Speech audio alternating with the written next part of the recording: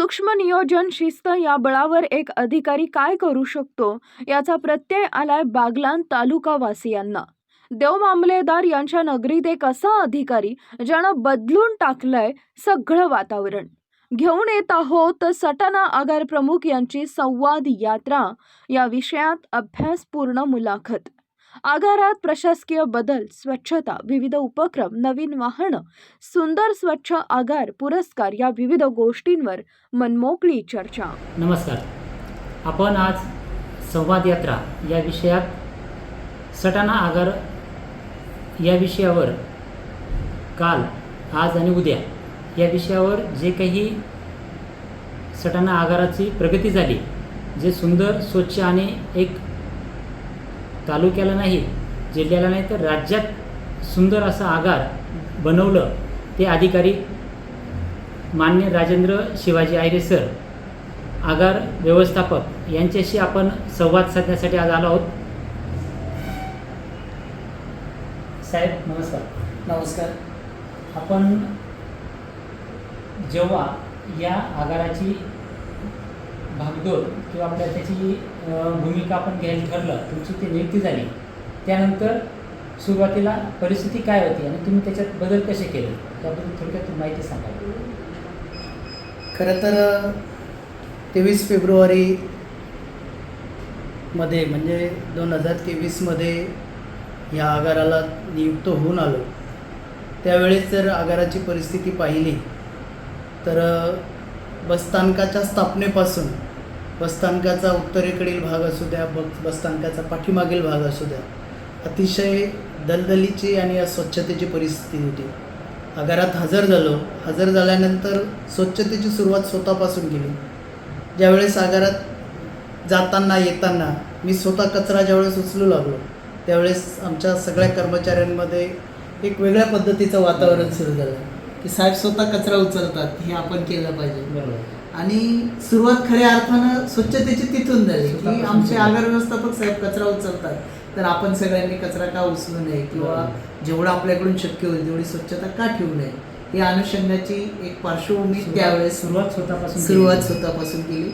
आणि त्याच्यानंतर मग अखंड स्वच्छतेचं काम सुरू झालं। मला इथे प्रकर्षानं नमूद करावं असं वाटेल की राज्यस्तरावर हिंदू हृदय सम्राट स्वर्गीय बाळासाहेब ठाकरे स्वच्छता अभियान शासकीय जेव्हा सुरू झालं, हे सुरू होण्याच्या पूर्वी आपल्या सटाणा आगारामध्ये स्वच्छतेची चळवळ सुरू झाली, जी आता खऱ्या अर्थानं लोक चळवळ झाली, खऱ्या अर्थानं कर्मचारी चळवळ झाली। म्हणजे तुम्ही सुरुवातीला पुरस्काराची योजना आखण्याच्या आधी तुमची सुरुवात झालेली होती, बरोबर? त्यामुळे तुम्हाला नक्कीच यश मिळत गेलं। त्याच्यामुळे मला अगदी कुठल्याही गोष्टीची सुरुवात शून्यापासून करावी लागली नाही। 6 ते 8 महिने आधीपासून आपल्या आगाराचं सुरुवातीला तुम्हाला प्रशासकीय बदल कसे करावे लागले? सर, या आगारामध्ये हजर झाल्यानंतर खरं तर जे चित्र होतं, राज्य परिवहन सटाणा आगार हा पूर्वीपासून सोन्याचा धूर असणारा आगार होता। खूप कॅलिबर ह्या सटाणा आगारातल्या कर्मचाऱ्यांमध्ये होतं, खूप कॅलिबर इथल्या जनतेमध्ये होतं, खूप पोटेन्शियल इथल्या प्रवासी बांधवांमध्ये होतं।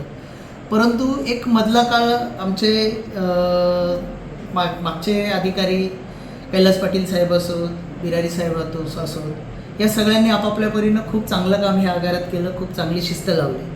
परंतु मधल्या पिरियडमध्ये साधारण 1-2 वर्ष ह्या आगाराला आगार व्यवस्थापक नव्हते, एक शिथिलता आगारातील कर्मचाऱ्यांमध्ये आली होती। स्वच्छतेच्या संदर्भामधली ती जशी होती तशीच प्रशासकीय शिस्त होती, ती देखील कुठेतरी ढासळली होती। कर्मचाऱ्यांना जे आपण शिस्तबद्ध किंवा कालबद्ध सेवा प्रवाशांना दिली पाहिजे, याचा कुठे विसर पडायला लागला काय, अशी परिस्थिती आगारात आल्यानंतर त्यांना मिळाला नाही। होय। तर सुरुवात पहिले लक्ष त्याच्यावर घातलं। आल्या कर्मचाऱ्यांना सर्वात आधी रेस्टरूम आहे, जिथे कर्मचारी थांबतात, जिथे बराचसा वेळ घालवतात, त्या रेस्टरूममध्ये स्वच्छतेसोबतच तिथे एक तिसरा डोळा असावा, या अनुषंगाने CCTV कॅमेरे तिथे बसवले। त्याचा इफेक्ट असा झाला की कर्मचारी तिथे गेल्यानंतर ज्या पद्धतीने रिलॅक्स होत होते, खरं तर विश्रांतीगृहामध्ये गेल्यानंतर त्याची शारीरिक विश्रांती अपेक्षित असते, परंतु इथे चित्र असं होतं की विश्रांतीगृहामध्ये गेल्यानंतर रिकाम्या उद्योगांना एक वाव फुटत होता। तो तिसरा डोळा तिथे बसल्यामुळे खूप सारं एक शिस्त तयार झाली. आगारातले कर्मचारी जे संध्याकाळी 4 वाजेनंतरच्या सटाणा आगाराचं वातावरण असायचं, कर्मचारी थकवा काढण्यासाठी जे प्रकार करायचे त्या बरोबर. अनुषंगाने एक बेशिस्तीचं वातावरण तयार झालं होतं. ते हळूहळू कमी होत गेलं. खरं तर यापूर्वी मी सटाणा आगाराला येण्यापूर्वी नवापूर आगारामध्ये काम केलं. नवापूर आगार आपल्या नाशिक मार्गाशी कनेक्टेड असल्यामुळे आणि मी ह्या असं बागलांचा भूमिपुत्र असल्यामुळे सातत्यानं माझ्या बऱ्याचशा गोष्टी इकडे यायच्या की साहेब नवापूरमध्ये काम कसं करतायत, साहेबांना काय शिस्त अपेक्षित आहे. बरोबर. ती एक चर्चा येण्यापूर्वी पोहोचली होती. तिचाही कर्मचाऱ्यांना मला तुमचं पहिल्यांदा तुमची सगळी पार्श्वभूमी माहिती होती. त्यामुळे तो अदृश्य इफेक्ट मला तोही मिळाला की इथे फार मला कष्ट नाही करावं लागले त्याच्यासाठी की एक शिस्तबद्ध कार्यक्रम आगार व्यवस्थापकांचा आहे. त्यांना या गोष्टी नाही आवडत. कामाशी काम, रिकामा टाइमपास त्यांना आवडत नाही. नक्कीच तो एक इफेक्ट मला मिळाला. आज त्यांना युनिफॉर्म वगैरे ऐकायला खूप चांगल्या पद्धतीने मग हा बदल करत जावा लागला. होय. मग युनिफॉर्मची गोष्ट असेल त्या संदर्भामध्ये प्रवाशांमध्ये एक राज्य परिवहनच्या कर्मचाऱ्याकडे पाहण्याची जी एक उदासीनता आली होती ती देखील त्याला एक कारणीभूत होती. मी माझ्या कर्मचाऱ्यांचं वारंवार प्रबोधन त्या संदर्भामध्ये केलं की आपल्याकडे लोक खूप अपेक्षेने पाहतात. त्याहीपेक्षा आपण प्रिपेड सेवा देतो. तुमची काळी पिवळीवाला असेल तो गाडीमधून उतरल्यानंतर तुमच्याकडून पैसे घेतो. तुम्ही आज प्रवासी गाडीत बसलं की तातडीने तिकिटाचे पैसे घेतात. प्रिपेड सेवा देतो. मग त्या अनुषंगाने आपलं जबाबदारी खूप मोठी आहे प्रिपेड सेवा देताना. आणि सर एक गोष्ट जोडतो, प्रिपेड सेवा जोडताना प्रवाशांना नुसती गाडीमधली सेवा अपेक्षित नाही. तो जो त्याचं तिकीट काढतो ते फक्त गाडीसाठी नसतं. माझ्या आवारात आल्यानंतर मी त्याला कशी सेवा दिली, माझ्या बसस्थानकामध्ये घुसल्यानंतर तर तो गाडीत बसेपर्यंत तर तो त्याच्या गंतव्यस्थानापर्यंत पोहोचेपर्यंत मी कशी सेवा दिली ह्यात या प्रिपेड सेवेमध्ये अंतर्भूत आहे. त्या अनुषंगाने मी चालक वाहकांनी युनिफॉर्मवर असावं, चालक वाहकांनी सौजन्याची वागणूक त्यांना द्यावी, अदबीचं बोलणं माझ्या चालक वाहकाचं त्यांच्या सोबतचं असावं, शिस्त वाढली, शिस्त असावी, माझ्या गाडीमध्ये स्वच्छता असावी, माझ्या बसस्थानकाला पिण्याच्या पाण्याची सोय असावी, बसण्याची सोय चांगली असेल या अनुषंगाने काम करत गेलं. म्हणजे प्रशासकीय बदलाबरोबर म्हणजे परिसराच्या बदलांतून प्रशासकीय बदल घडून आणला. होय सर. त्यानंतर शासकीय हे सगळं काम करत असताना तुम्ही शासकीय मदत मिळवली, लोकसहभाग मिळवला, तो कशा पद्धतीने तुमच्या कल्पना कशी सुचली तुम्हाला? खऱ्या अर्थानं बागलांची भूमी ही देवमामलेदार यशवंतराव महाराजांची भूमी आहे. इथे अधिकाऱ्याची जगातलं जे एकमेव उदाहरण आहे, अधिकाऱ्याची यात्रा इथे भरवली जाते. त्यामुळे ह्या सटाणा भूमीमध्ये यशवंत नगरीमध्ये जोही अधिकारी येतो तो प्रत्येक अधिकारी यशवंतराव महाराजांची ख्याती ऐकून आलेला असतो. त्या अनुषंगानं काम करण्याचा प्रयत्न करत असतो. तद्वतच मी जरी इथला भूमिपुत्र बागलांचा असलो पण यशवंतराव महाराजांच्या भूमीमध्ये आलो आहे, नक्कीच आपली जबाबदारी वाढली. या अनुषंगानं कामाला सुरुवात केली आणि ते करत असतानाच सगळ्याच क्षेत्रातले म्हणजे शासकीय जेवढे ऑफिसेस आहेत, जेवढी कार्यालय आहेत, मग आपल्या बागलांचे प्रांत असतील, तत्कालीन प्रांत काकडे साहेब, आत्ताच्या प्रांत माननीय ठुबे मॅडम, यासोबतच मी आल्यापासूनचे बागलांचे माननीय तहसीलदार कैलासजी चावडे साहेब, BDO साहेब असतील, तत्कालीन मुख्याधिकारी असतील, आत्ताच्या भगत मॅडम, या सर्वांशी एक चांगल्या पद्धतीचं ट्युनिंग स्वच्छतेच्या संदर्भामधलं झालं. आणि त्याहीपेक्षा ह्या सर्व कार्यालयांशी संपर्क चांगला ठेवल्यामुळे त्यांची एक ॲप्रिसिएशन कर्मचाऱ्यांच्या बाबतीमध्ये, आपण करत असलेल्या कामाच्या बाबतीमध्ये एक चांगलं ॲप्रिसिएशन आलं. त्यांचे तुम्हाला अनमोल सहकार्य मिळालं. आता तुम्हाला सांगायला मला खूप आनंद वाटेल की सुरुवातीला वर्षभर तत्कालीन मुख्याधिकाऱ्यांच्या माध्यमातून आम्ही जितकी मदत पालिकेकडून मिळेल त्या अनुषंगाने काम करत गेलो. पण आता गेल्या पंधरवड्यापासून माननीय प्रांत मॅडम आणि आताच्या मुख्याधिकारी भगत मॅडम यांनी संपूर्ण लक्ष की एक सटाणा बसस्थानक इतकं चांगलं काम करतोय तर त्याला आपण कुठेतरी सहकार्य केलं पाहिजे. ह्या अनुषंगानं प्रांत मॅडमनी इनिशिएटिव्ह घेऊन भगत मॅडमला ती सगळी कल्पना दिली आणि दोघांनी वैयक्तिक लक्ष घालून आज पहाटे 5 वाजता माझ्याकडे शहरातल्या स्वच्छता करणाऱ्या महिला भगिनी सटाणा बसस्टँडला स्वच्छता करून जातात. म्हणजे तुम्ही एक आगार वेगळं आहे, शासनाचं काही वेळेस असं कळतं की आगार वेगळं, हा महामंडळ आणि शासन यांच्यात कुठलाही फरक नाही, तर तुम्ही त्यांचं सहकार्य घेऊन आणि आज एक चांगली व्यवस्था आणि सगळ्या ग्राहकांना आवडेल असं तुम्ही काम करण्याचा इथे 100% चांगला प्रयत्न केलेला आहे. त्यात प्रशासकीय चांगल्या पद्धतीने प्रशासन, आजच्या परिस्थितीला प्रशासन पण खूप चांगलं आहे, त्याचबरोबर स्वच्छता खूप चांगली आहे. त्यात तुम्ही सण उत्सव आणि जयंत्या ह्यासुद्धा इथे साजऱ्या करतात, याच्या मागचा तुमचा उद्देश काय? खरं तर आपली भारतीय संस्कृती उत्सवप्रिय संस्कृती आहे. आपण सर्व ग्रामीण भागातून आलेले कर्मचारी आहोत. आपण ग्रामीण भागातून आलो आहोत. आपण ज्यावेळेस खूप काम करायचो, यापूर्वी कष्टप्रद जीवन होतं, त्या कष्टप्रद जीवनामध्ये देखील आपण कुठेतरी एक विरंगुळा व्हावा, कुठेतरी माणसं एकत्र यावीत, विचारांची देवाणघेवाण व्हावी, या अनुषंगानं जे आपल्या रूढी परंपरेनं एक सणांचं हे लावून दिलं, त्या अनुषंगानं माझी राज्य परिवहन महाराष्ट्रात कुठलाही आगार घ्या, हा घड्याळाच्या काट्यावर चालत असतो. बरोबर. कुणालाही वेळ नाही, वेळेवर आपल्याला सेवा देणंच आहे. परंतु आगारातले कर्मचारी ह्या सगळं नियमित सेवा दिल्यानंतर जर एकत्र आले, त्यांच्या विचारांची देवाणघेवाण झाली, त्यांच्या छान. समस्यांचे हे झाले किंवा त्या समस्या आगार व्यवस्थापनापर्यंत पोहोचल्या, बरोबर. आगार व्यवस्थापकांनी त्या सोडवल्या तर मग त्याच्यात कुठेतरी सगळ्यांना त्याची ज्ञान होणं आवश्यक आहे की ह्या समस्या आपल्या तातडीने सोडवल्या गेल्या. या अनुषंगाने उत्सव एकत्रित येणं आणि आपल्या कर्मचाऱ्यांचा त्या संदर्भातला जो उत्साह आहे तो बरोबर. अतिशय वाखाणण्याजोगा आहे. खऱ्या महापुरुषांनी खऱ्या अर्थाने जे जयंती उत्सव साजरे केले गेले पाहिजे, हो. तो उद्देश तुम्ही साध्य केला या जागेवर. होय, होय. म्हणजे जेणेकरून कर्मचारी थकलेला भागलेला हा कर्मचारी जयंती उत्सवात एकत्र येऊन आणि उत्सव साजरा करतो. खूप चांगली आणि जयंती उत्सवाच्या दरम्यान आम्ही अतिशय प्रबोधनात्मक कार्यक्रम घेतले, बरोबर. जिथून कर्मचाऱ्यांच्या पाल्यांना प्लॅटफॉर्म उपलब्ध झाला. कर्मचाऱ्यांचे पाल्य जे फक्त शाळांमध्ये त्यांची कला दर्शवित होते, ते इथे माझ्यामध्ये छत्रपती शिवरायांच्या जयंतीला असू द्या, भारतरत्न डॉक्टर बाबासाहेब आंबेडकर यांच्या जयंतीला असू द्या, क्रांतीसूर्य महात्मा फुले जयंतीला असू द्या, ह्या ठिकाणी त्यांना त्यांच्या कलागुणांना वाव देण्यासाठी एक प्लॅटफॉर्म उपलब्ध झालं. बरोबर. ते निश्चितच मला म्हणजे वैयक्तिक तुम्ही स्वतःला खूप समाधान वाटलं. कर्मचाऱ्यांना सामावून घेतलं, पण त्यांचा परिवारही तुम्ही तुमच्या कुटुंबात एक म्हणजे कुटुंबच तयार केले. होय. या कुटुंबात तुमचे कर्मचाऱ्यांमध्ये परिवारही समाविष्ट झालेला आहे. बरोबर. तर खूप चांगला. आणि त्यात तुम्ही आता सुरुवातीला वाहनांची अवस्था खूप बिकट होती, आजच्या परिस्थिती बघितली तर वाहन खूप चांगले आहेत. मग त्यासाठी तुम्हाला काय प्रयत्न करावे लागले? खरं तर आगारात आल्यानंतर त्यावेळची जर परिस्थिती पाहिली, कोरोनानंतर बऱ्याचशा फेऱ्या बंद झालेल्या होत्या आणि वाहन परिस्थिती अतिशय बिकट होती. आपलं राज्य परिवहन नाशिक विभाग हे टाटा विभाग आहे, जिथे टाटा बनावटीचे वाहन आहेत. बरोबर. आणि संख्या वाहनांची कमी झाल्यानंतर नवीन वाहनांचा तुटवडा भरून काढणं ही गोष्ट सहजासहजी शक्य नव्हती, कारण टाटा वाहने नव्हती. त्यावेळेस कुठलाही अधिकारी विभागामध्ये लेलंडची वाहनं घेण्यासाठी तयार नव्हता, जी लेलंडची वाहनं सहजी विदर्भामध्ये, मराठवाड्यामध्ये किंवा लगतच्या बाजूच्या विभागामध्ये उपलब्ध होती. बरोबर. तिथे संख्या त्याची जास्त होती, परंतु ते वाहनं इकडे घ्यायला कुठलाही अधिकारी सहजासहजी तयार होत नव्हता. बरोबर. कारण प्रश्न सामानाचा होता, त्या वाहनांना लागणारे सामान, त्या वाहनांवर काम करण्यासंदर्भाची सगळ्या यांत्रिकी लोकांची तयारी, बरोबर. त्यांचं प्रशिक्षण, हे खऱ्या अर्थानं एक आव्हान होतं.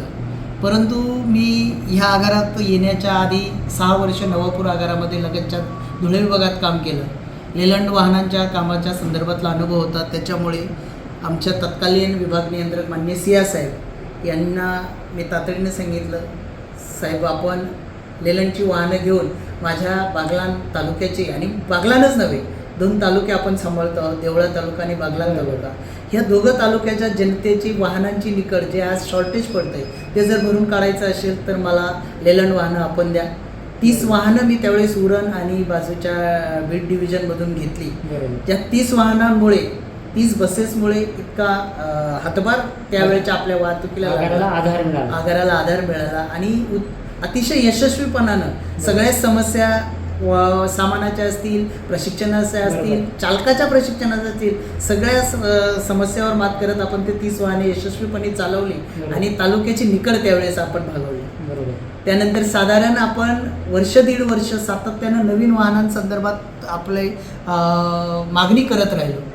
तत्कालीन माजी आमदार असू देत, आत्ताचे माननीय आमदार दिलीपजी बोरसे साहेब असू देत, बिंदुशेठ शर्मा असू देत, इथले सगळे राजकीय पदाधिकारी सटाणा शहरातील, बागलाण तालुक्यातील, यांचे सातत्यानं साहेब आपल्या आगाराला नवीन वाहने हवीत, या अनुषंगाने एक मागणी आणि एक लोकप्रक्षोभ होता. तो आपण सातत्यानं 1.5 वर्ष आमच्या माननीय तत्कालीन विभाग नियंत्रक सिया साहेब यांच्या माध्यमातून वरती विभागीय कार्यालय त्याच्यानंतर मध्यवर्ती कार्यालयापर्यंत आपला आवाज पोहोचवला. बरोबर. आणि त्याहीपेक्षा सगळ्यात महत्त्वाचं आपल्याच बागलांचे भूमिपुत्र माननीय नितीनजी मैन साहेब बरोबर. त्यावेळेस आमचे तत्कालीन प्रादेशिक व्यवस्थापक ते होते आणि आता महाराष्ट्राचे आमचे मुंबईला महाव्यवस्थापक वाहतूक या सर्वोच्च पदावर त्यांची नेमणूक झालेली आहे. यांचा एक अतिशय भक्कम पाठिंबा ह्या आगारात काम करत असताना लाभला आणि सातत्यानं बागलांमध्ये काय कमी आहे, वाहनांची कमतरता आहे का, सेवेची कमतरता आहे का, कुठे फेऱ्या कमी पडत आहेत का, या अनुषंगाचं बारीक सारीक लक्ष मैन साहेबांचं या आगारावर सातत्याने राहिलं आणि त्या अनुषंगानं आपण त्या पद्धतीनं काम करत गेलो आणि नवीन वाहनं देखील ह्या सगळ्यांच्या सहकार्यानं आपल्याला आगारात मिळाली. सगळ्यांचा पाठपुरावा, तुमचं वरिष्ठांकडे मागणी, होय. याच्यामुळे तुमचं जो वाहनांचा जो तुटवडा होता तो बऱ्यापैकी पूर्ण झाला आणि आजच्या कंडिशनला सगळ्यांना चांगल्या वाहनात प्रवास करणं एक आनंददायी वाटायला लागलं. खूप आनंददायी गोष्ट आहे. बरोबर. शासनाने विविध पुरस्कारांची घोषणा केली, त्याआधीच आपलं काम खूप सुंदर होतं. मग तुम्ही जो तुमचा पुरस्कारांमध्ये जो काही तुमचा झेंडा तसाच राखून ठेवला, ते तुम्हाला कसं शक्य झालं? खऱ्या अर्थानं आगारात हजर झाल्यानंतर आणि पुरस्काराची मोहिमेची घोषणा होण्याच्या साधारण 7-8 महिने आपण काम सुरू केलेलं असल्यामुळे खूप अवघड ते गेलं नाही. परंतु कर्मचाऱ्यांमध्ये अजून एक नेहमीची स्वच्छता ठेवणं आणि प्रेझेंटेशन बरोबर. हा एक भाग आहे. नेहमीची स्वच्छता ठेवणं आणि त्याचं वरतीपर्यंत प्रेझेंटेशन जाणं, बरोबर. याच्यामध्ये कर्मचाऱ्यांमध्ये प्रबोधन होणं खूप गरजेचं होतं. यासोबतच मी स्वच्छतेच्या कामाला जी सुरुवात केली त्यावेळेस एक माझी अपेक्षा होती, मी आजच माझे सटाणा शहरातील बागलाण तालुक्याचे जे सन्मान्य लोकप्रतिनिधी आहेत, सन्मान्य राजकीय प्रतिनिधी आहेत, सामाजिक पदाधिकारी आहेत, यांच्याकडे जर सुरुवातीलाच मी मदत मागायला गेलो तर एक नकारात्मक प्रतिसाद मला मिळेल अशी अपेक्षा मला होती. कारण काम आपण सुरुवात करावी, बरोबर. आपलं काम दिसावं आणि त्याच्यानंतर मग समोरून आपल्याला त्याला प्रतिसाद मिळावा, ह्या अपेक्षेतून मी आमच्या कर्मचाऱ्यांच्याच सहभागातून सुरुवातीला आमच्या कर्मचाऱ्यांच्याच आर्थिक सहभागातून वैयक्तिक आमच्या सगळ्या कर्मचाऱ्यांच्या आर्थिक सहभागातून आम्ही काम सुरू केलं आणि मग ज्यावेळेस इथे सटाणा बसस्थानकामध्ये काम दिसायला सुरुवात झाली बरोबर. त्यावेळेस सगळ्यात महत्त्वाचं मला जी अपेक्षा होती, मला लगेच आर्थिक मदतीची अपेक्षा मुळीच नव्हती सर. बरोबर. मला ॲप्रिशिएशन हवं होतं की तुम्ही जे करताय ते योग्य करताय. बरोबर. पहिला टप्पा माझा जो अपेक्षेचा होता तो हा होता आणि माझ्या अपेक्षेनुसार सुरुवातीला पहिल्या 3-4-5 महिन्यामध्ये काम सुरू केल्यानंतर मला बागलांमधून अतिशय उत्स्फूर्त प्रतिक्रिया सर्वच सामाजिक पदाधिकारी असतील, तुमचं काम बघून लोकांनी तुम्हाला लोकसहभाग वाढवण्यासाठी खूप चांगलं खूप मदत ॲप्रिशिएशन केली. दिलं. खूप आणि मदत लोक केली. होऊन तुम्हाला मदत करायला लागलेत. नाही यार, यांचं काम खूप चांगलं आहे. खूप म्हणजे चांगलं. तुम्हाला त्याचा लोकसहभागाचा खूप चांगला फायदा खूप झाला. चांगला फायदा झाला. लोकसहभागातून तुम्ही साधारणतः काय गोष्टी मिळवल्यात? लोकसहभागातून आपण बसस्थानकाच्या अगदीच स्थापनेपासून जी दक्षिणेकडचा भाग होता, दक्षिणेकडच्या बाजूला जी दलदल होती, एक माणूस त्याच्यामध्ये बुडून जाईल जर तिकडे फिरायला गेला, ह्या पद्धतीची दलदल तिथे होती. ती दलदल आपण लोकसहभागातून, कर्मचारी सहभागातून साधारण 1.5 लाख रुपयाचा मुरूम तिथे ओतला. बरोबर. 50-60 हजाराचं पोकलेंडसाठी आपण तिथे खर्च केला. शासनाची राज्य परिवहनची कुठलीही मदत न घेता साधारण 2 लाख रुपयाचा खर्च आपण त्यावेळेस केला. अरे वा. आणि इतकं सुंदर काम त्या बाजूला झालं की पूर्ण पलीकडे जर तुम्ही बघाल व्यापारी रस्ता त्या बाजूला आहे. मधल्या काळात काय झालं, कंपाऊंडची उंची डाऊन झाली, रस्त्याची उंची वाढली. त्या बाजूचे बरेचसे व्यापारी असू देत, हॉटेल व्यावसायिक असू दे, हे आपला ओला सुका कचरा मोठ्या प्रमाणात याच्या पद्धतीने सहज पद्धतीने बसस्थानक आवारात टाकणं त्यांना सहजी शक्य होतं. परंतु आपण त्याच्यावर मात करत त्याची उंची वाढवली, त्याच्यावर पत्रे बसवली. म्हणजे जवळजवळ 7 ते 8 फुटाचे पत्रे आपण त्याच्यावर बसवले. त्याच्यामुळे ती कचरा टाकण्याला अटकाव तयार झाला. त्याच्यानंतर आपण इकडच्या बसस्थानकाची जी पूर्व बाजू होती, पूर्व बाजूला एक डम्पिंग ग्राउंडच तयार झालेलं होतं. तिथे खूप मोठे कचऱ्याचे ढीग, म्हणजे आम्ही काम सुरू केल्यानंतर 25 ते 40 ट्रिपा तिथून कचरा काढला. बरोबर. लोकसहभागातून, नगरपालिकेच्या सहभागातून, त्यांच्या ट्रॅक्टरच्या माध्यमातून आम्ही काही वाहनं त्यावेळेस लावले आणि आज तिथे अतिशय सुंदर पद्धतीचा ऑक्सिजन पार्क डेव्हलप झाला आहे. म्हणजे सर्वाधिक ऑक्सिजन देणारी झाडं तिथे आपण लावली आणि सदर झाडं आम्ही आदरणीय धर्माधिकारी प्रतिष्ठानच्या माध्यमातून लावली. त्यांचं आमचं सुरुवातीची जी चर्चा झाली ते गार्डन डेव्हलप करण्यापूर्वी की आपण साहेब अशा पद्धतीची झाडं तिथे लावूयात. म्हणजे बोलायचं म्हणून बोलायचं नाही, लिटरली आपण तिथे ऑक्सिजन मीटर लावून दाखवून देऊ शकू जनतेला की शहरातल्या इतर भागाची ऑक्सिजनची पातळी किती % आहे आणि आपल्या आगारातली किती आहे. ही चर्चा होती, ही एक उद्दिष्ट होतं. आणि थोडीशी त्याच्या मागचं हे असं होतं की आपण असं म्हणतो की आपण जर घाण केली तर ती आपण साफ केली पाहिजे. त्या अनुषंगानं शहराच्या मध्यवर्ती भागामध्ये आपला हा जो डेपो आहे, ह्या डेपोला कार्यशाळा आहे. ह्या कार्यशाळामध्ये वाहनांची कामे होतात, इंजिनची ट्युनिंग होते, गाडी रेस होते. इतक्या सगळ्या वाहनांची बसस्थानकावर आवक जावक असते. मोठ्या प्रमाणात कार्बन मोनॉक्साईड आणि प्रदूषण जे उत्सर्जन इथे होतं.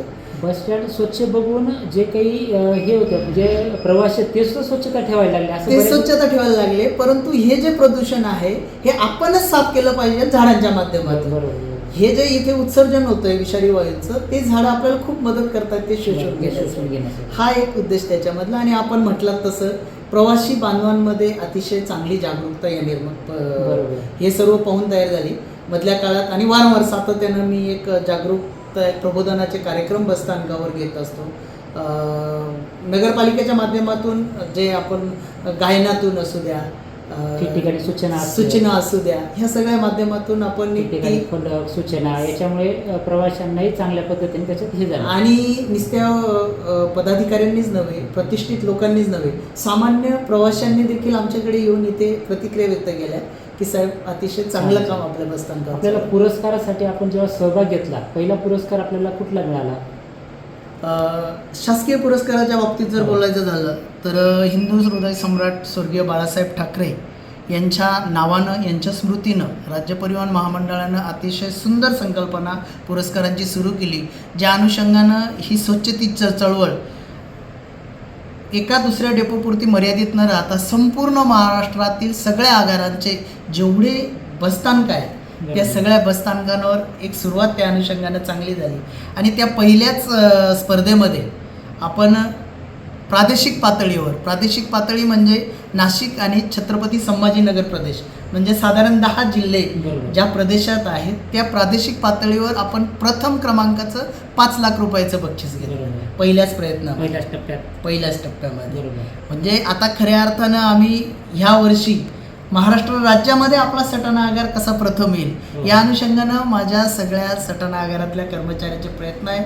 आपल्या सगळ्यांच्या सदिच्छा माझ्यासोबत आहे, आपल्या सगळ्यांच्या ॲप्रिशिएशन पण माझ्यासोबत आहे. नक्कीच तुम्हाला तुमचं जे काम आणि पुरस्काराच्या बाबतीमध्ये हे सुरुवात जे झालं शासकीय याच्यामध्ये, परंतु ह्या आगारात आल्यानंतर देखील इथे मला पूर्वीचा पूर्वाश्रमीचा जो गिरणा गौरव पुरस्कार आहे, आत्ताचा कसमादे गौरव पुरस्कार असं जे नामकरण झालेलं आहे, अतिशय उत्कृष्ट त्यांच्या पदाधिकाऱ्यांचं काम ह्या गिरणा परिसरामध्ये, कसमादे परिसरामध्ये सातत्यानं सामाजिक उपक्रमातून असू दे, सगळ्या स्तरावर ज्यांचं काम चालतं त्या संस्थेकडून ॲप्रिशिएशन मिळणारा, कौतुकाची थाप मिळणारा गिरणा गौरव किंवा कसमादे गौरव जो मला मिळाला, खऱ्या अर्थानं खूप मोठी माझी जबाबदारी गिरणा गौरवने माझी वाढवली. त्याच्यानंतर लोकमत समूहातर्फे दिला जाणारा लोकमत गौरव पुरस्कार देखील मला मिळाला. स्वामी विवेकानंद प्रेरणा पुरस्कार मिळाला. आणि सगळ्यात महत्त्वाचं माझ्या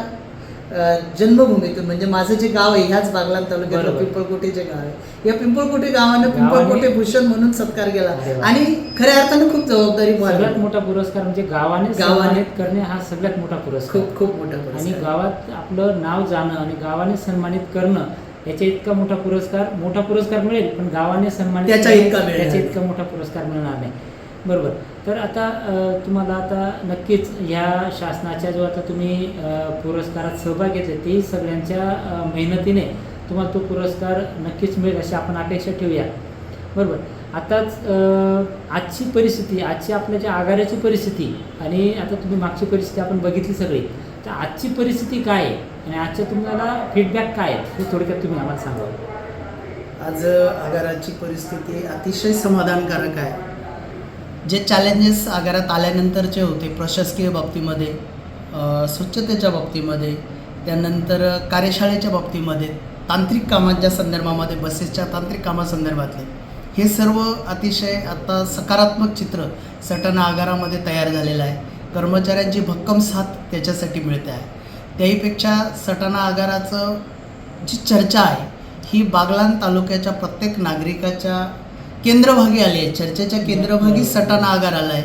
ही निश्चितच आगार व्यवस्थापक म्हणून माझ्यासाठी आणि माझ्या आगारातील तमाम पर्यवेक्षक आणि कर्मचाऱ्यांसाठी खूप आनंदाची गोष्ट आहे आणि खऱ्या अर्थानं जबाबदारी वाढवणारी देखील ही गोष्ट आहे.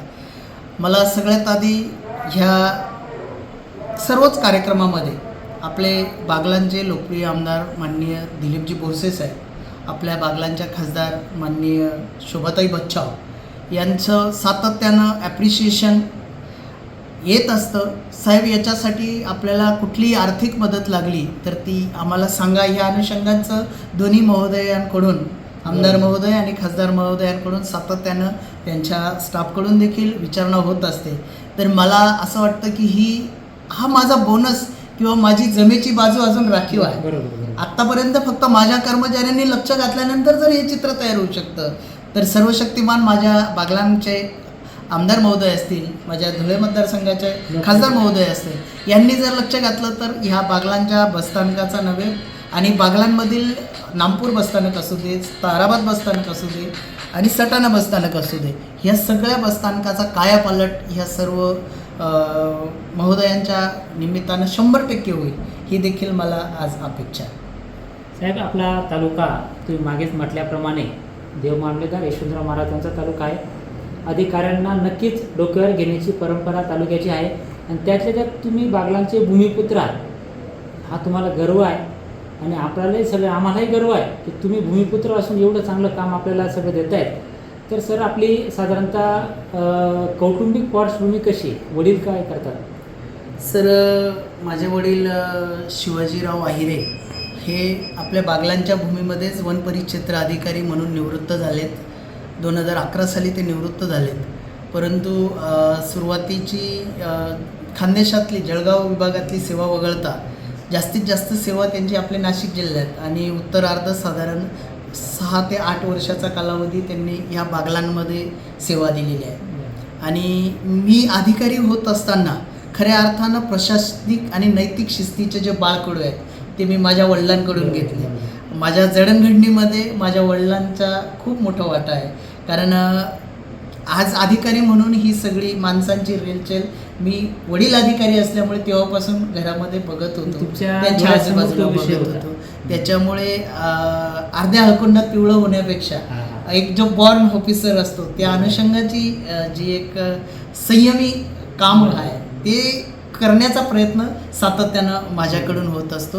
आई माझी हाऊसवाईफ आहे. आईच्या अतिशय उत्कृष्ट संस्कार झाले. वडिलांच्या बदलीच्या निमित्तानं खूप दुर्गम भागामध्ये वडिलांच्या बदल्या झाल्या. त्यावेळेस वडिलांपेक्षा आईने आमच्या शिक्षणावर, आमच्या संस्कारावर आणि एकूणच आमच्या जडणघडणीवर खूप कष्ट घेतले. त्याचा एक कुठेतरी परिपाक आजची परिस्थिती आम्हाला दिसून येते. आपलं शिक्षण कसं झालं? सर, मी यंत्र अभियांत्रिकी म्हणजे मेकॅनिकल इंजिनिअरिंगमध्ये शिक्षण घेतलं आहे. 11वी 12वी सायन्स आपल्या सटाण्यामध्येच केलं आहे, सोनवणे महाविद्यालयाला. त्याच्यानंतर धुळे येथे पदविका घेतली. त्याच्यानंतर भुसावळ येथे अभियांत्रिकीची पदवी घेतली आणि त्याच्यानंतर मधल्या काळामध्ये RTOसाठी लोकसेवा आयोगाचा अभ्यास केला. त्याच्या इंटरव्ह्यूपर्यंत गेलो. त्या दरम्यान इकडे राज्य परिवहनमध्ये सेवेची संधी मिळाली आणि एक चांगल्या अनुषंगाची सेवा आपल्याला करता येईल या मूळ हेतू धरून या खात्यामध्ये कामाला सुरुवात केली. खूप चांगलं विभाग आहे. एक लालपरी म्हणून त्याची ओळख असते आणि सर्वसामान्य शेवटच्या घटकापर्यंत या विभागाचा संबंध येतो. त्यामुळे खूप चांगलं विभाग तुम्हाला काम करायला मिळालं आणि या विभागात काम करून खरंच तुम्ही मिळालेली संधी, त्या संधीचं सोनं करण्यात तुम्हाला यश मिळालं. त्यामुळे तुम्ही जे काही काम करून दाखवलं तालुक्याला, तुमच्यावर नक्कीच आम्हाला अभिमान आहे. तुमच्या कार्याची दखल सगळ्या अधिकाऱ्यांनी घ्यावी आणि ज्या पद्धतीने तुम्ही तुमचा विभागातलं तिथे जिथे बदली झाली त्या जागेचा कायापालट केला, तुमचा आदर्श हा प्रत्येकाने अधिकाऱ्याने घेऊन की ज्या जागेवर नोकरी करतील त्या जागेचा कायापालट किंवा त्या जागेवर प्रशासकीय बदल करून नक्कीच तुमचा आदर्श त्यांच्या डोळ्यासमोर राहील ही आम्ही अपेक्षा ठेवतो. आणि तुम्ही जी काही सडेतोड आणि जी काही चांगली आम्हाला माहिती दिली, तुमचे सगळे अनुभव आमच्याजवळ मांडले, त्याबद्दल तुमचे आम्ही खूप खूप धन्यवाद, खूप आभारी आहोत आम्ही. धन्यवाद सर.